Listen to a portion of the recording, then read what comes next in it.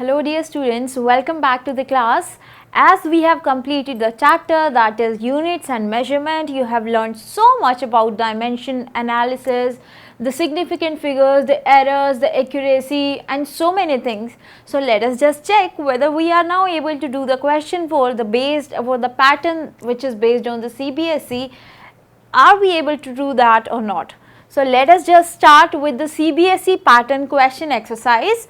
So let us begin with the first question of the chapter.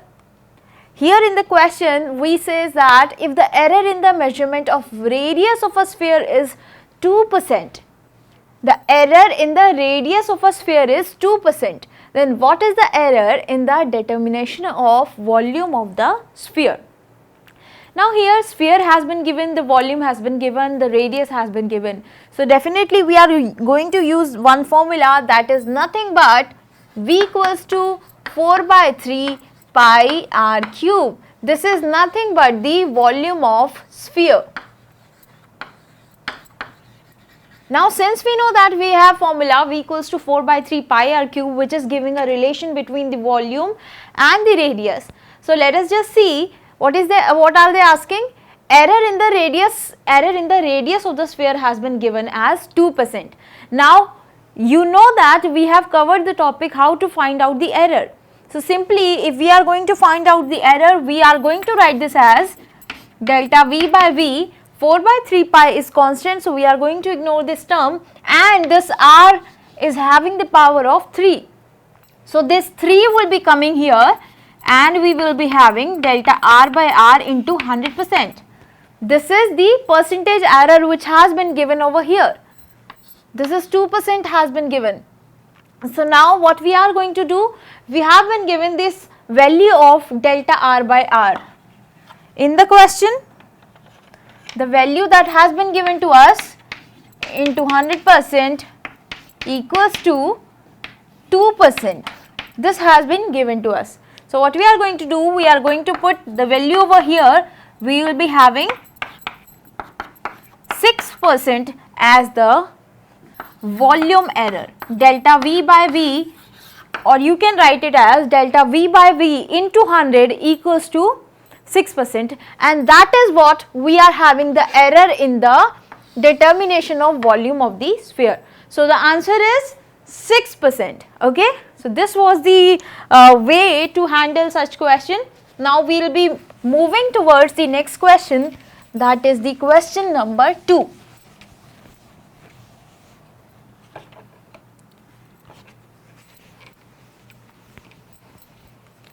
Okay, so here the question arises from the unit dimension.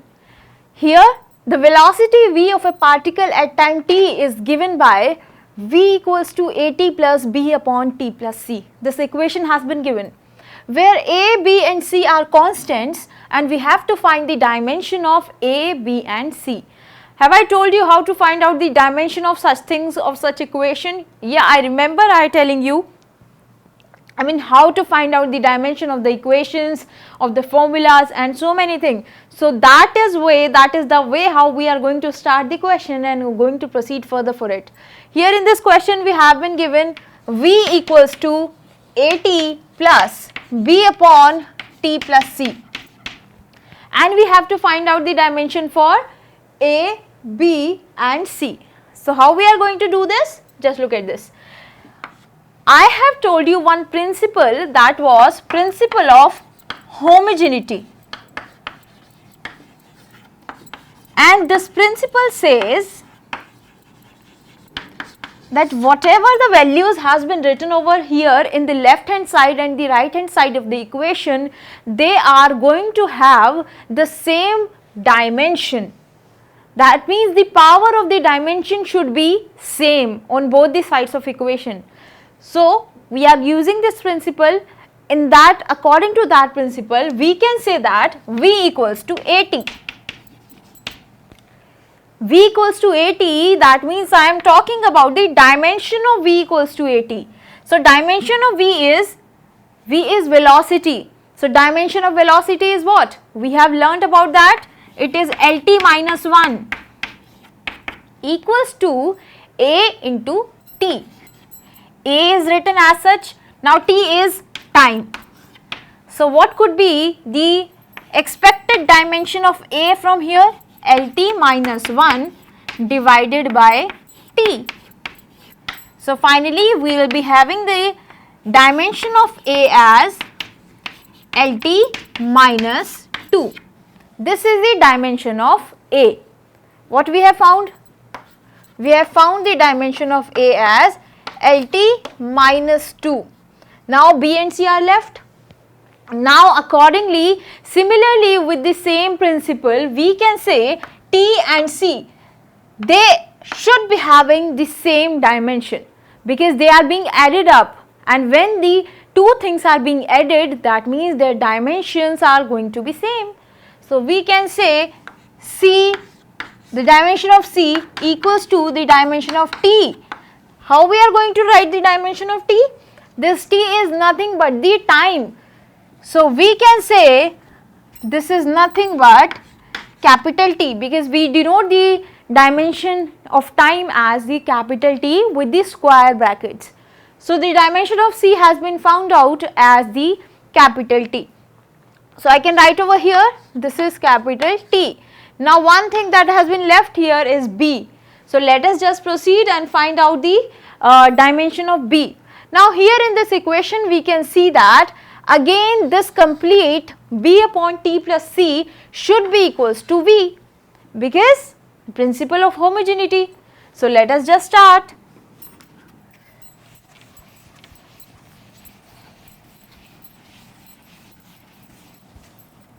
We can write that B upon T plus C equals to V. Now again we know that the dimension of T and C is equal. So we can say, and B is what? B we have to find. So we can write it as V into T plus C. This should be the dimension of V. This should be the dimension of T plus C. So we know that the dimension of V, that means velocity, is LT minus 1. Now multiply it with T plus C. Now as I told you, this C and T are equal, they are having same dimension. So you can write it as 2 times T, 2 times of capital T. But we ignore the numerical values over here when we are dealing with the dimensions. So we can simply write this as capital T. So we are now having T minus 1 plus 1, they will be cancelled. So we are having the power of T as 0. So finally we can write the dimension of B as this, L. So finally dimension of A, LT minus 2, dimension of B, L, dimension of C is T. This was the question. Now we will be moving towards the next question.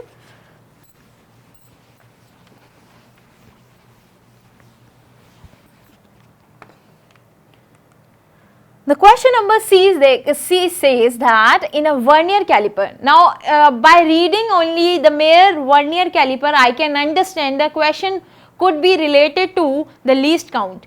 So yeah, I can see the least count as well. This is the least count. First of all, read out the question. In a vernier calipers, n divisions of vernier scale coincide with the n minus 1 scale, n minus 1 divisions of the main scale, in which length of one division is 1 mm. So find out the least count of the instrument. I remember I told you how to find out the least count of vernier caliper as well as screw gauge. So the question is related to vernier caliper, and the situation has been given over here that n divisions of vernier scale, n divisions of vernier scale coincide, that means we are going to write an equation form, with the n minus 1 division of main scale. Okay, so we can simply write this again in the form 1 vernier scale equals to, n vernier scale division equals to n minus 1 main scale division. So if I talk about the 1 vernier scale division, I can simply write it as n minus 1 upon n main scale division. Now, because they are saying to find out the least count of the instrument, we know least count of the vernier caliper is nothing but 1 MSD, that means 1 main scale division, minus 1 VSD, that means vernier scale division. So, we are having the value of 1 vernier scale division with us, that is n minus 1 upon n. So, we are going to put the value n minus 1 upon n main scale division. So, let us just solve for this n minus n plus 1 divided by n. So, we will be left with nothing but, let me just write over here, we will be left with 1 upon n multiplied 1 main scale division. Now, here we know that in the question we have been given that 1 main scale division, the least value is nothing but the 1 mm. So, that means 1 main scale division is 1 mm. So, going to put the value multiplied by 1 mm. You can also convert this into centimeter. If we want the answer to be find out in the terms of millimeter, so we will be having 1 by n. If we want to find out the answer in the range of centimeter, so you can write this as 0.1 centimeter by n, or further we can write it as 1 upon 10 n centimeter as our least count.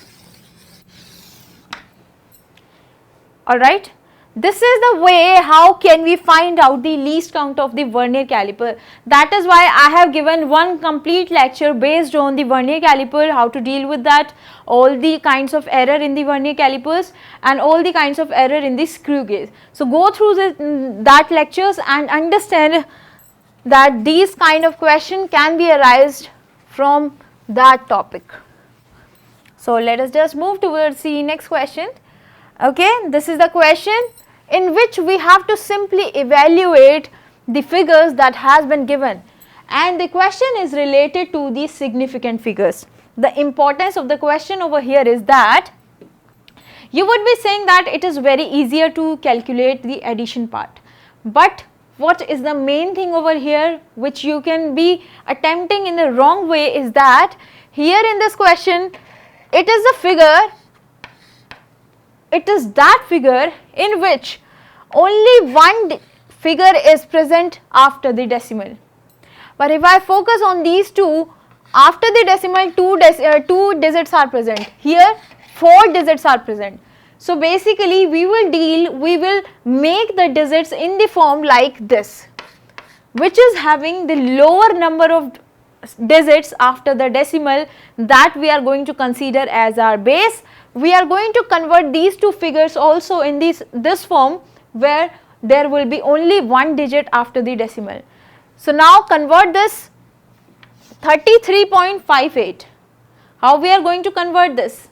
As I have told you how to round off a figure, there were certain rules, and I have took one class in making you understand. This is 33.58. Now, it is the figure which is more than 5. I told you that whenever the figure which we have to round off, we have to round off up to digit 5, because we want only one digit after the decimal. So, this is the place which we have to take care of. This is more than 5, and the moment you see that this digit is more than 5, you are going to add plus 1 in this digit, so that it will be left with, let me just write over here, you are going to add plus 1 over here, and the result will be like this, 33.6. Because this is more than 5, 8, so that is why we are going to add plus 1 over here. Now, moving on to the second number, that is 0.0631. We have to get the value up to this, because we want only one digit after the decimal. So, how we are going to do? We are going to check whether the digits after the 0 is more than 5 or less than 5 or even 5 as well. So, here I can see I can drop this 1 as well. I can drop this 3 as well. Now I have to check the digit which is nearer to the 0, and the digit which is very much near to the 0 is 6, that is more than 5. And if it is more than 5, then again you are going to add 1 over here. So when you will be adding 1 over here, you will be having 0.1. Okay. Now the third case, we are going to take this figure as such because we are considering this as our base. So now you can add them up, 33.6, 0.1 and 416.5. Let me just write over here. Now add them up. 6, 6, 12.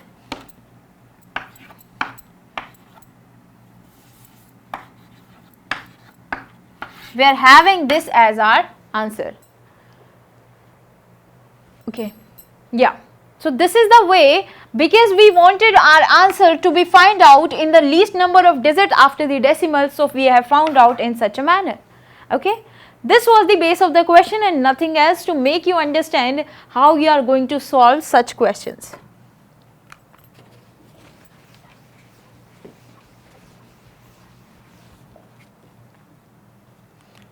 Okay. Now we are having a question which is related to the resistances. If two resistances are R1 5 plus minus 0.2 watt and R2 equals to, this should not be watt, this should be ohm, because this is the unit of resistance, and R2 is 10 plus minus 0.1 ohm. Now find out the equivalent resistance in first of all series and then in parallel with the limits of possible percentage error in each case. Possible percentage error in each case. Now, first of all, let us just calculate the equivalent resistance in series. We know that in series combination, the equivalent resistance can be written as R1 plus R2. So we will be simply writing that in series Rs equals to R1 plus R2. Now R1 is given as 5 plus minus 0.2 ohm, plus minus 0.2 ohm plus R2. R2 has been given as 10 plus minus 0.1 ohm. Now simply we can say 5 will be added with 10. So we are having 15 plus minus this error will be simply added with this number. So 0.2 plus 0.1, that is 0.3. This is the error or the resistance in the series combination. Now let me just move towards the parallel combination. I know that the combination of parallel resistors is having one formula to find out the equivalent resistance, that is Rp equals to R1 R2 upon R1 plus R2. Now I can write it as R1 R2 upon R1 plus R2. R1 plus R2 is what? Rs.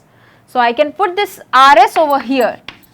Now because I want to find out the error, I can find it as delta Rp upon Rp into 100% equals to delta R1 upon R1 plus delta R2 upon R2 plus delta Rs upon Rs. We are going to apply the formula of finding the error in this equation, R1 multiply R2 divided by Rs, and simply we have written this in this manner. This you would have learnt in the chapter errors. Now delta R1, which is the delta R1? This was the case of R1, this is delta R1. This is the value of R2, here this is delta R2. Now going to put the value over here, delta R1 is 0.2 divided by R1, R1 is 5 plus delta R2, delta R2 is 0.1. So 0.1 divided by 10 plus delta Rs. Now here is the value of Rs. Delta Rs is 0.3 and the value of Rs is 15. So 0.3 divided by 15. Now simply we can do one thing.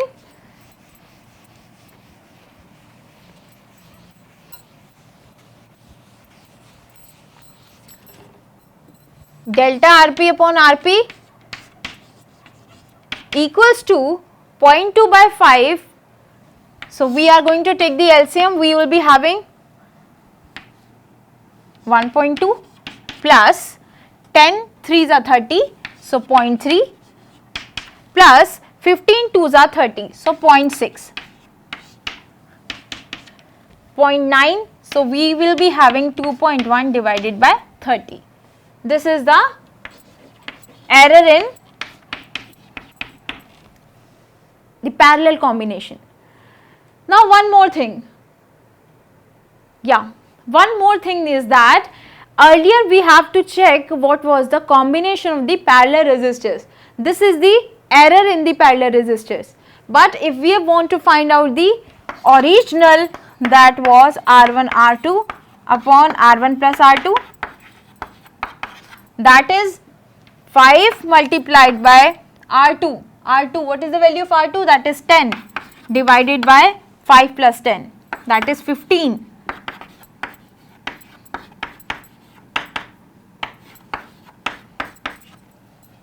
So 10 divided by 3, you will be having 3.3 something as your value of Rp, that means parallel combination.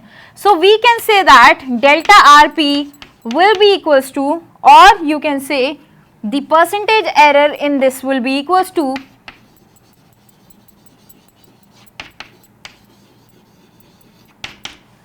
(3.3) plus minus this error, the error that I have got over here. You have to check what is the answer of this 2.1 divided by 30, because I am not going to do the division over here. You are going to put this 2.1 divided by 30 over here, that will be your error multiplied by 100. Okay, or simply you can multiply this term by 100. That is how you can put the value over here, so that you can get your answer of a percentage error in the parallel combination. So this is how we can attempt this question. Now we should move towards the next question.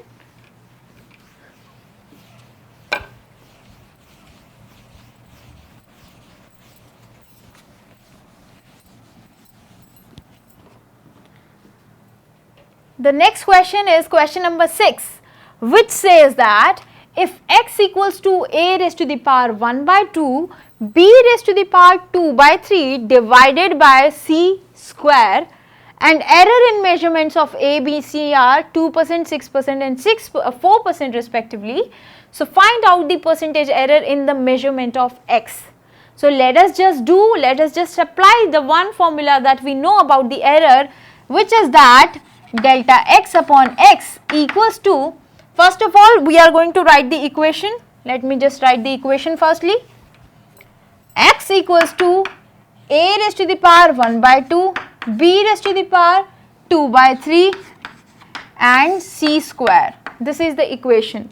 Now apply the formula. Delta x by x equals to 1 by 2 multiplied delta a by a, because you know that this power will be coming into front and they will be simply added up. Here 2 by 3 will be coming over here, 2 by 3 delta b upon b plus c square. So 2 will be added, 2 will be coming in front, 2 multiplied delta c by c. This is the way to find out the error. So put all the values. Delta a by a, it has been given as 2%. In the question we are having delta a by a into 100%. Let me just make it correct. Multiplied by 100% equals to 2%. Similarly, delta b by b multiplied by 100% equals to 6%, and similarly for c by c into 100% equals to 4%. Now because here we are going to find out the percentage error, so you can simply multiply it by 100, 100 and 100. 100 multiplied by 100%, multiplied by 100%, and similarly this is nothing but multiplied by 100%. So we will be simply having 1 by 2 multiplied by 2% plus 2 by 3 multiplied by 6% plus 2 multiplied by 4%. So this is 1% plus 4% plus 8%. That means 8 plus 1, 9, 9 plus 4, 13. So total error in the x is 13%, and which is your answer. So percentage error in the measurement of x is 13%. This is the answer. Now without wasting the further time, we should move towards the next question.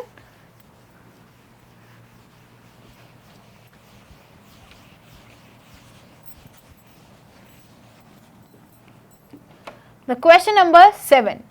Here in this question, the time dependence of physical quantity P is given by the equation P equals to P naught exponential of alpha t square. Let me just write the equation. P equals to P naught. E, we can write the exponent as e raised to the power alpha t square, where alpha is a constant and t is the time. So what should be the dimension of alpha? What we have to do? We have to find out the dimension of alpha. Now firstly, let me just introduce you with the one important thing. When we talk about the power of exponent, the power of exponent has 0 dimension. They are dimensionless. We say that they are dimensionless. So that means alpha t square is dimensionless. What I said, mark my words, the power of exponent is dimensionless. So alpha t square is dimensionless. So we can write this alpha t square as m0, L0 and T0. Okay. Now because alpha is constant and we have to find out the value of t, so we can write this as alpha equals to 1 upon t square. Is it alpha t square? Yeah, 1 upon t square. So the value of alpha, the dimension of alpha from here is nothing but 1 upon the dimension of t.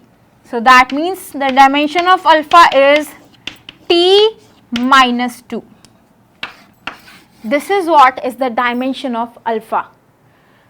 So now this was the question.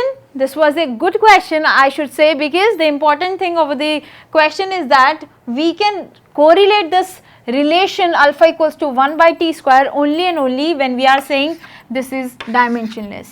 Okay. Now shall we move to the next question?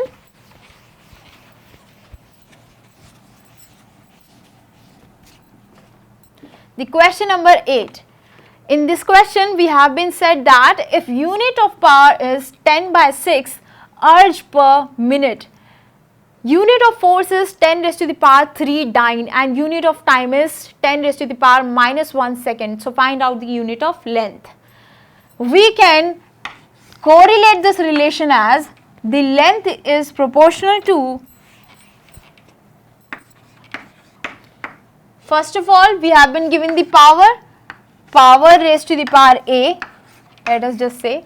Then we have been given unit of force, so force raised to the power b, and then we have been given the time, so time raised to the power c. We have been given this. So first of all we should write out the dimension of all these things. Length is having dimension of capital L, it should be written as such. Power, now find out the dimension of power. Power equals to work upon time, and work is force into displacement, ml2 t minus 2 into divided by t. So that means ml2 t minus 3 is the dimension of power. So put the value of, let me just equate this equation, ml2 t minus 3 raised to the power a. Now force. Force is simply mass into acceleration, mlt minus 2 raised to the power b. Now t, that means time is simply c. From here we can correlate this as, because there is only length, so we can write it as m0 L1 T0. Now equate this equation. M is having power of A plus B. A plus B equals to 0. We are correlating with the left hand side and right hand side.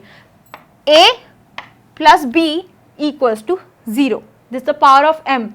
Now consider for the power of L, it is 2A plus B equals to 1. From here we can say A equals to minus B. The third equation is time minus 3A minus 2B plus C equals to 0. So what we can say, minus 3A minus 2B plus C equals to 0. Now we know that A equals to minus B. So put this value A equals to minus B, we will be having 3B minus 2B plus C equals to 0. So that means B plus C equals to 0, or we can further say B equals to minus C. Now we are having two equations, A equals to minus B, B equals to minus C. Put this equation into this, 2A plus B equals to 1. We know that A equals to minus B, so we can write it as 2A, A equals to minus B, minus 2B plus B equals to 1, or we can say minus B equals to 1. So B equals to minus 1. Now since B equals to minus 1, A equals to minus B, so that means A equals to 1. Now thirdly, B equals to minus C, so that means B should be equals to 1. Sorry, I was talking about C. Since B is minus 1 and B equals to minus C, so C equals to plus 1. So we are now having the value of A, B and C, we can relate with them, and I have to check what we have to find in the question. We have to find the unit of length. So what we are now going to do, we are going to put the value that has been given. L has been given as power. Power is 10 raised to the power 6 erg per minute. I am going to convert this minutes into seconds. 1 minute equals to 60 seconds. You will understand why I am doing so, because we want to have the basic unit, the fundamental units. Unit of force is 10 raised to the power 3 dyne. This is having A, power is having value of A. So what is A? A is 1. So put 1 over here. 10 raised to the power 3, that means force, which is having B. So this is minus 1. And the third one, that is the unit of length. Sorry, the unit of time. Unit of time is 10 raised to the power minus 1 second. And the second is having the power of C. So C is 1. So we are now going to find out the unit of length from here. 10 raised to the power, this was second. So second and second will be cancelled, because this has been given in dyne and this has been given in erg. So the answer will be coming into centimeter, because length we are finding out. So 10 raised to the power 6 multiplied 10 raised to the power minus 3 multiplied by 10 raised to the power minus 1 divided by 60. When you are going to solve this, you are going to have your answer something like, maybe it is 5 by 7 or 5 by 3, something like this would be coming when you are going to solve for this. Approximate. So this is the way how you are going to find out the firstly dimension. And let me just tell you, this was the question which has came out from the application of dimensions analysis. So that you have to understand, this was the important part to learn about the applications of the dimensions. Moving to the next question. I can see that the frequency of vibration f of a mass m suspended from a spring of spring constant k is given by a relation of the type f equals to c m raised to the power x k raised to the power y, where c is a dimensionless constant. We have to deduce the value of x and y. Sorry. So let us just start with that. This is frequency and the relation is c m raised to the power x k raised to the power y. In the question, what we have to find out? We have to find out the value of x and y. So how can we find out the value of x and y? Simply, we know that the c is constant, m is mass and k is spring constant. We are going to put the value of all the dimension of all these terms. Frequency. Frequency is reciprocal of time. So what should be the dimension of frequency? It is t minus 1. M is simply mass. So m is having the dimension as capital M. K. Now k is spring constant, so we have to find out the dimension by the formula F equals to kx. So here from F equals to kx, the value of k is F upon x. So the dimension of k will be force upon x, that means MLT minus 2 divided by x, that is L. So simply it is having dimension of MT minus 2. So putting all these values into this equation, we will be having F, that means T minus 1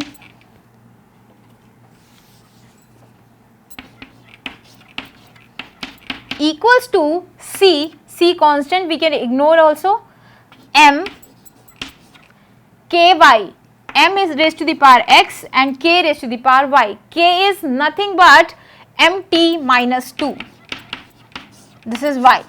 So simply we can find out from here, t is m is x minus x plus y. X plus y is 0. So this is x, this is y, and here the value I can write this as m0 L minus 1, sorry, L0 T minus 1. So from here we can say x plus y equals to 0. And another thing that we are having t raised to the power minus 2y equals to minus 1.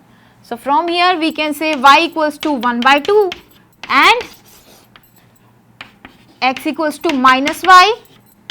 So we can say x equals to minus 1 by 2. This is the answer, and this is the way how to attempt this question. Now this was the question. This was again a good question to understand.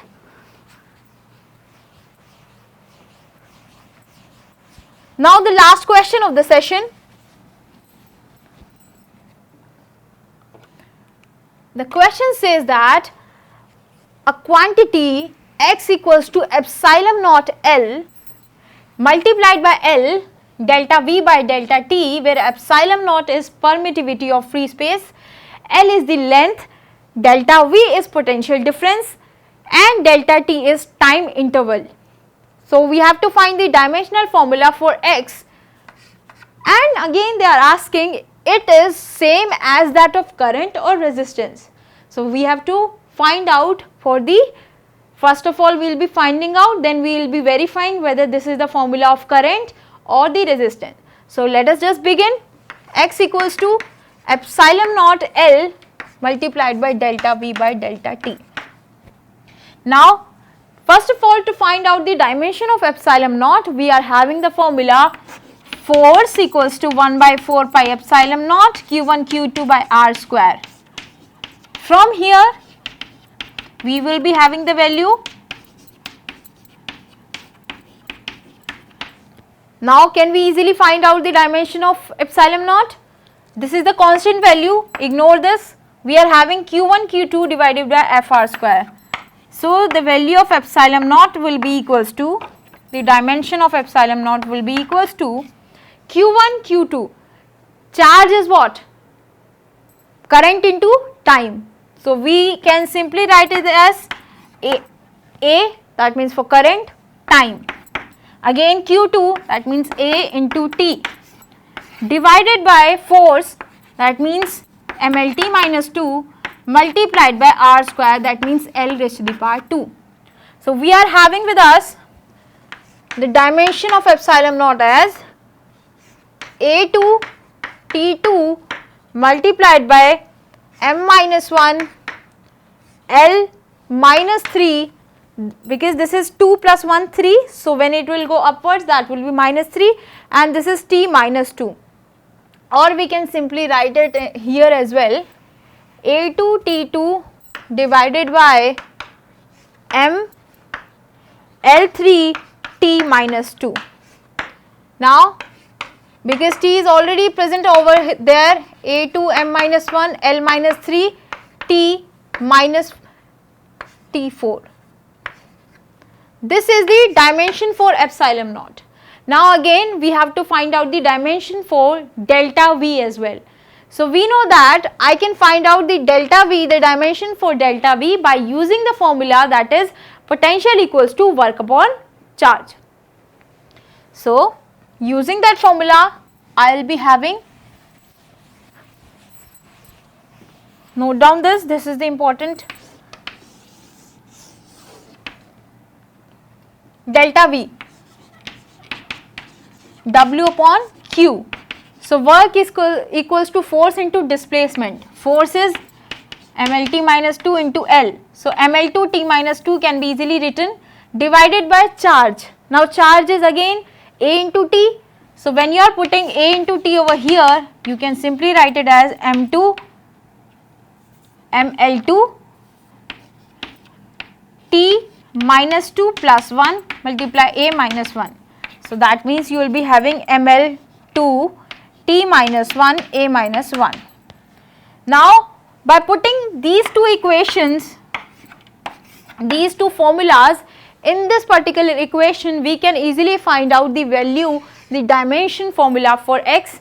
So we are now going to put the value. The x equals to epsilon naught. The dimension of epsilon naught is A2 M minus 1 L minus 3 T4 multiplied by L. The dimension for L is simply L. Now delta V by delta T. Since delta V is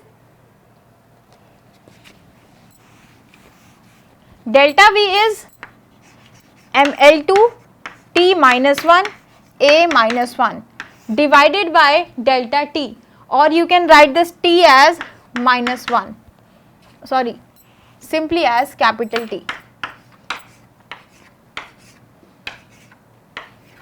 Now by solving this, we can easily find out the value of x.